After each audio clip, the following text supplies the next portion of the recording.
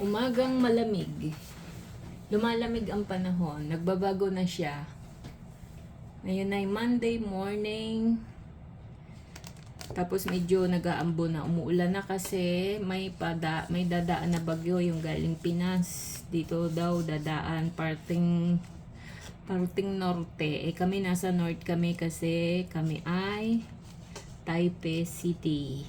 So guys, ito yung dati ko nang ipinost dati na pagpupunta kayo ng Taiwan, para alam nyo na may info kayo kung anong gagawin nyo.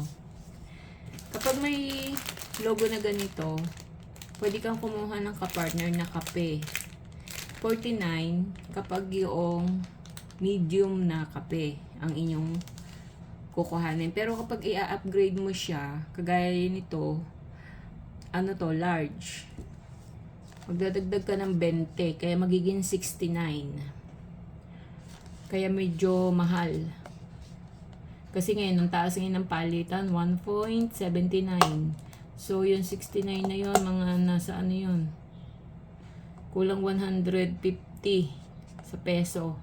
So, kaya mahal ang pagkain sa Taiwan. Masarap ng tinapay na to.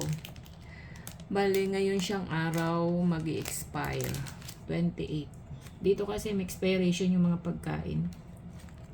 Tapos, pag gabi mo na sila bibilhin, medyo may ano na siya, may discount. Ayan. So, ito ay black coffee, Americano, walang creamer, walang asukal.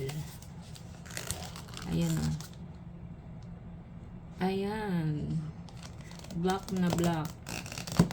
Maganda ito kaysa sa mag 3-in-1. Ano lang to, almusal. Almusal, nag-iiba na ang panahon kasi papasok na ang winter, magno-November na. Dati nung una, pag ganitong panahon na, magsusuot ka na ng pang-winter. Ngayon, hindi. Kasi, ano pa rin ang panahon, medyo mainit. Pero hindi pa naman totoong malamig talaga.